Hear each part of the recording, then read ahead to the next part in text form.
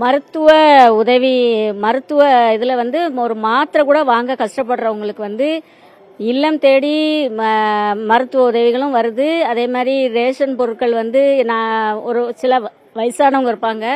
எங்கள் வீட்டு பக்கத்தில் கூட நிறைய பேர் அதனால நடக்க முடியாதவங்கலாம் அதனால பயன்படுறாங்க.